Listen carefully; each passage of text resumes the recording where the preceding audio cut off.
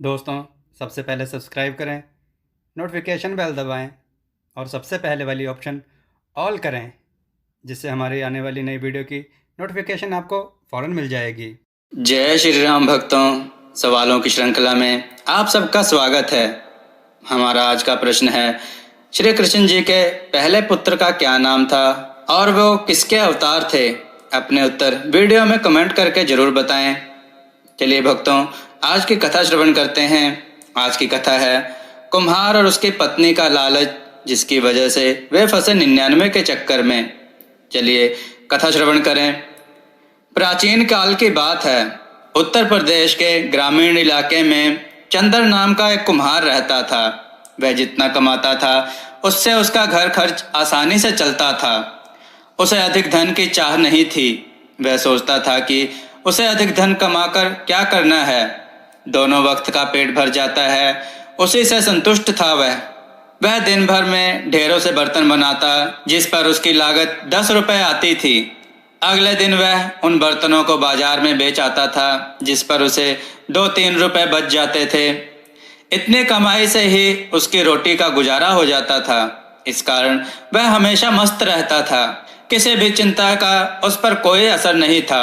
वह मस्त मौला केवल अपने ही धुन में मग्न रहता था। रोज शाम को चंदर अपनी बांसुरी लेकर बैठ जाता और घंटों उसे बजाता रहता। इसी तरह दिन बीतते जा रहे थे। धीरे धीरे एक दिन आया कि उसका विवाह भी हो गया। उसकी पत्नी का नाम कोमल था। कोमल एक अत्यंत सुघड़ और सुशील लड़की थी। वह पति के साथ पति के काम में खूब हाथ बटाने लगी। वह घर का काम भी खूब मन लगाकर करती थी। अब चंदर की कमाई पहले से बढ़ गई। इस कारण दोनों लोगों का खर्च आसानी से चल जाता था। चंदर और कोमल के पड़ोसी यह देखकर जलते थे कि वे दोनों इतने खुश रहते कैसे हैं। दोनों दिन भर मिलकर काम करते थे। चंदर पहले की तरह शाम को बंसुरी बजाता रहता था और उसकी पत्नी कोमल घर के भीतर बैठी हुई कुछ गीत गुनगुनाती रहती थी।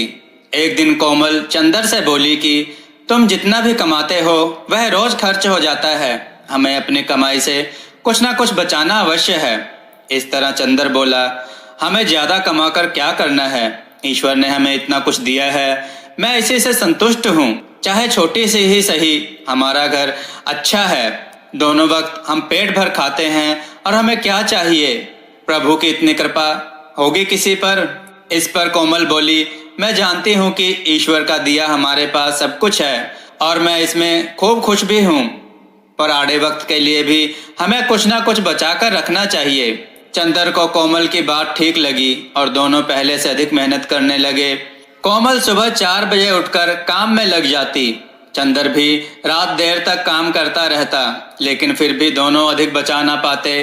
अतः दोनों ने फैसला किया कि इस तरह अपना सुख चैन खोना उचित नहीं है और वह पहले की तरह मस्त रहने लगे। एक दिन चंदन बर्तन बेचकर बाजार से घर लौट रहा था। शाम ढल चुकी थी। वह थके पैरों खेतों से गुजर रहा था कि अचानक उसकी निगाह एक लाल मखमली थैली पर पड़ गई। उसने उसे उठाकर देखा तो उसके आश्चर्य का ठिकाना न रहा। थैली में चांदी के सिक्के भरे थे। चंदर ने सोचा कि यह थैली जरूर किसी की गिर गई है। जिसकी थैली हो उसको दे देनी चाहिए। उसने चारों तरफ निगाह दौड़ाई, दूर दूर तक कोई दिखाई नहीं दिया। उसने ईश्वर का नाम लिया। इनाम समझकर उस थैली को उठा लिया और घर के लिए चल दिया। घर आकर चंदन ने सारा किस्सा कोमल को कह सुनाया। कोमल ने ईश्वर को धन्यवाद दिया। चंदर बोला, तुम कहते थे कि हमें आड़े समय के लिए कुछ बचाकर रखना चाहिए, सो ईश्वर ने ऐसे आड़े वक्त के लिए हमें उपहार दिया है। ऐसा ही लगता है।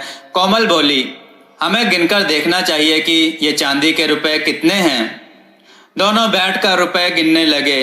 पूरे 99 रुपए थे। दोनों खुश होकर विचार विमर्श करने लगे।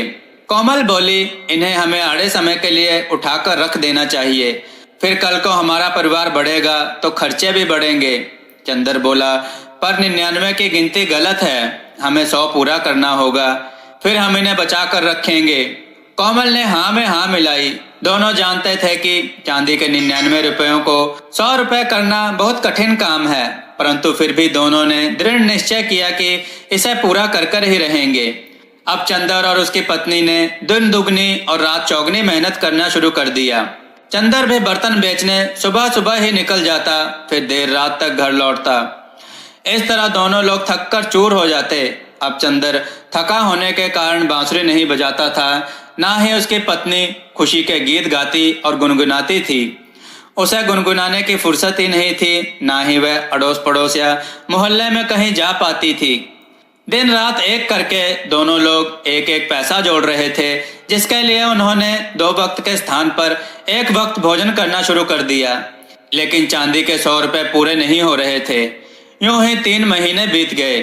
चंदर के पड़ोसी खुसर फुसर करने लगे कि इनके यहाँ जरूर कोई परेशानी है, जिसकी वजह से यह दिन रात काम करते हैं और थके थके रहते हैं। किसी तरह 6 महीने बीतने पर उन्होंने 100 रुपए पूरे कर लिए। अब तक चंदर और कोमल को पैसे जोड़ने का लालच पड़ चुका था। दोनों सोचने लगे कि 100 से क्या भला होगा, हमें 100 और जोड़ने चाहिए। अगर 100 रुपए और जुड़ गए तो हम कोई व्यापार शुरू कर देंगे और फिर हमारे दिन सुख से बीतेंगे। उन्होंने आगे भी इसी तरह मेहनत जारी रखी। इधर पड़ोसियों की बेचैनी बढ़ती जा रही थी। एक दिन पड़ोस की मीना ने फैसला किया कि वह कोमल की परेशानी का कारण जानकर ही रहेगी। वह दोपहर को कोमल के घर जा पहुंची। कोमल बर्तन बनाने में व्यस्त थी। मीना ने इधर उधर की बातें करने के पश्चात कोमल से पूछ ही लिया, बहन, पहले जो तुम रोज शाम को मधुर गीत गुनगुनाती थी, आजकल तुम्हारा गीत सुनाई नहीं देता। कोमल ने यूं ही कहकर बात टालने की कोशिश की और अपने काम में लगी रही, परंतु मीना कब मानने वाली थी। वह बात को घुमाकर बोली, आजकल बहुत थक जाती हो ना, कहो तो मैं तुम्हारी मदद कर दूं। कोमल थकी तो थी ही, प्यार भरे शब्द सुनकर पिघल गई और बोली, हाँ बहन, सचमुच बहुत थक जाती हूँ, पर क्या करूँ, हम बड़ी मुश्किल से 100 रुपए पूरे कर पाए हैं। क्या मतलब? मीना बोली तो कोमल ने पूरा किस्सा कह सुनाया। मीना बोली, बहन, तुम दोनों तो गजब के चक्कर में पड़ गए हो। तुम्हें इस चक्कर में पड़ना ही नहीं चाहिए था। यह चक्कर आदमी को कहीं का नहीं छोड़ता। कोमल ने आश्चर्य व्यक्त करते हुए कहा, तुम किस चक्कर की बात कर रही हो? मैं कुछ समझी नहीं। अरे बहन, 99 का चक्कर, जिसमें पढ़कर अच्छों की जिंदगी खराब हो जाती है, मीना का जवाब था। मीना की बात सुनकर कोमल ने कानों को हाथ लगाया और 99 का चक्कर छोड़कर अपनी पुरानी जिंदगी में वापस लौटने का फैसला किया। जब शाम को उसका पति घर वापस आया तो उसने अपने पति को मीना की सारी बात कह सुनाई, जिसकी वजह से उन दोनों ने फैसला किया कि लालच बहुत बुरी बला है और खासकर 99 का चक्कर तो जिंदगी बर्बाद कर देता है। इसलिए दोनों ने प्रभु को याद किया और 99 का चक्कर छोड़ दिया। भक्तों, आपको यह कथा कैसी लगी? अपने विचार और सुझाव कमेंट में जरूर दें। हमारी कथाओं को लाइक करें, हमारे चैनल को सब्सक्राइब करना ना भूलें और हमारी कथाओं को शेयर जरूर करें, जिससे लोगों को अच्छा ज्ञान प्राप्त हो। जय श्री राम भक्तों।